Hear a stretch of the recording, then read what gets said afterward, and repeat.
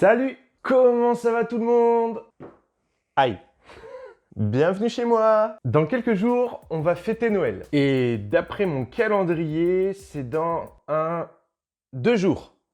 Personnellement, c'est une période de l'année que j'apprécie énormément. On réunit toute la famille, on échange quelques cadeaux et surtout, qu'est-ce qu'on mange bien! Et c'est aussi une superbe période pour parler de la naissance de Jésus-Christ, notre Sauveur. Oui, parce qu'il s'agit bien là du véritable sens de Noël, on est d'accord.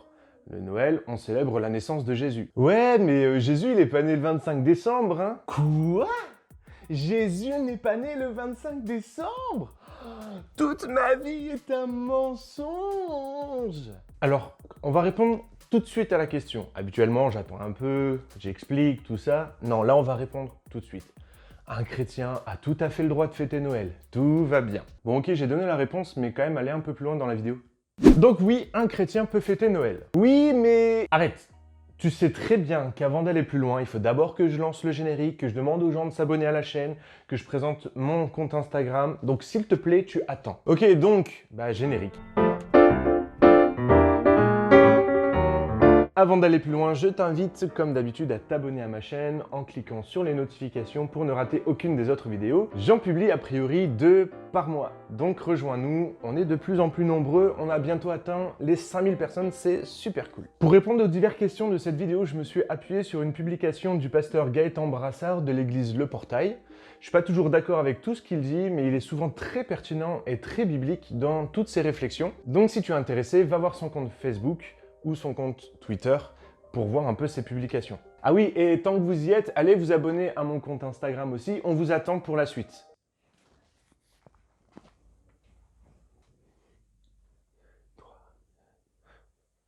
C'est bon? Tout le monde est revenu?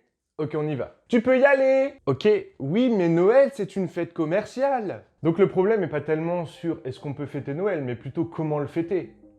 Donc c'est à chaque chrétien de faire un peu comme il veut, puisque chaque chrétien est libre a priori. Oui, mais Noël, c'est pas une fête biblique. C'est vrai que dans la Bible, il y a plein de fêtes bibliques, il y a plein de fêtes qu'on peut célébrer, il y a la Pâque. Dans l'Ancien Testament, vous avez pléthore de fêtes. Les Juifs aimaient ça faire la fête, c'est pour ça qu'il y a plein de fêtes juives. Mais Noël ne fait pas partie de ces fêtes.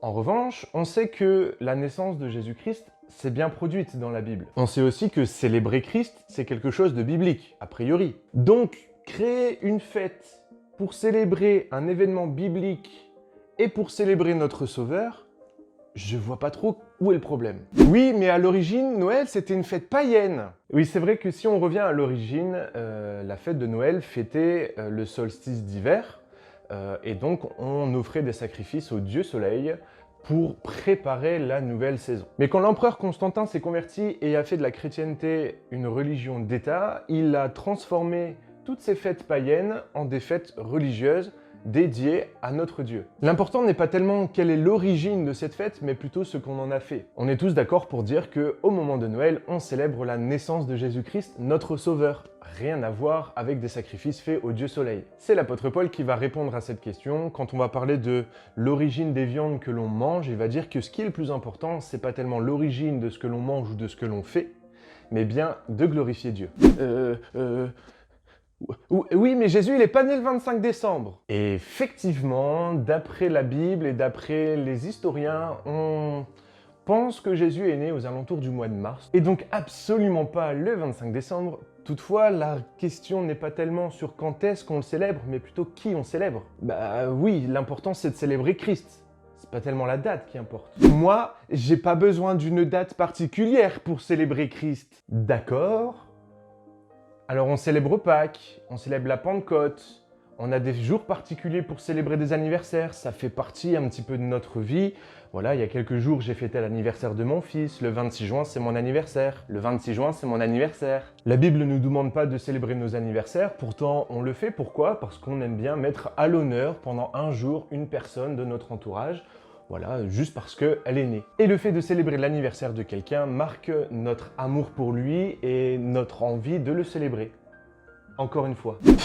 Bon, de toute façon, moi je suis plus spirituel que toi parce que je ne célèbre pas Noël. Est-ce que vous savez qu'on a reproché à Jésus-Christ de manger et de boire avec des gens de mauvaise vie? Et que ces mêmes personnes ont reproché à Jean-Baptiste justement de ne pas boire et de ne pas manger avec des gens de mauvaise compagnie. Jésus a condamné de telles personnes qui pensaient que la spiritualité venait de leur abstinence. D'ailleurs, l'apôtre Paul va confirmer cet enseignement dans Colossiens au chapitre 2, versets 20 et 23. Il va dire que tous ceux qui disent « il ne faut pas boire, il ne faut pas manger » et qui rajoutent des préceptes à notre spiritualité, et dire qu'elles ne sont là que pour satisfaire les désirs de la chair. Donc, en voulant s'abstenir de faire quelque chose pour être plus spirituel, en fait, on ne fait que répondre aux désirs de la chair. Ouais, mais de toute façon, Noël c'est une fête mondaine. Deux choses pour répondre. Un véritable disciple de Jésus-Christ ne devrait pas être contre Noël, mais pour Jésus. Et jusqu'à preuve du contraire, boycotter Noël n'amène personne à Jésus-Christ. Et une deuxième chose, Jésus c'était quelqu'un qui faisait la fête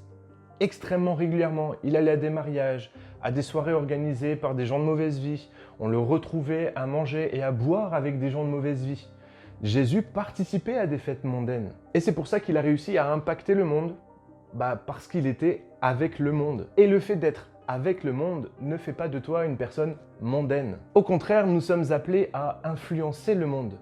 Et donc pour pouvoir avoir une influence dans le monde, il faut bien faire partie du monde. Donc si tu fais partie de ces gens qui font tout pour ne pas être comme le monde et jusqu'à éviter le monde, alors tu passes complètement à côté de ce pourquoi tu as été envoyé sur Terre, à savoir faire des disciples. Parce que pourquoi les gens t'écouteraient si tu ne prends pas le temps, toi, d'être avec eux? Je vous laisse avec cette phrase que j'aime énormément, c'est « aime les gens jusqu'à ce qu'ils te demandent pourquoi ». Et pour les aimer, tu as besoin d'être avec eux. Voilà, j'ai fini avec cette question. Est-ce qu'un chrétien peut fêter Noël? Évidemment qu'un chrétien peut fêter Noël. On est là pour célébrer notre Sauveur, celui qui est né pour nous racheter. C'est la bonne nouvelle de l'Évangile. Pourquoi passer à côté d'une telle fête? Je vous encourage donc à fêter Noël, à prendre du temps avec votre famille, avec vos proches, avec vos amis, de parler de la naissance de Jésus-Christ, de prendre du temps pour vous rappeler qu'un Sauveur vous est né. Et j'en profite pour vous souhaiter de bonnes fêtes de fin d'année. Soyez bénis. Soyez bénissants et on se dit à l'année prochaine. Paul, si je comptabilise, t'as qu'une seule vidéo au mois de décembre. Oui, si tout va bien, il y a une petite surprise qui arrivera peut-être la semaine prochaine ou la semaine suivante. Mais restez connectés, abonnez-vous, n'oubliez pas, une petite surprise arrive. En attendant, lisez votre Bible, méditez-la et mettez-la en pratique. Bye!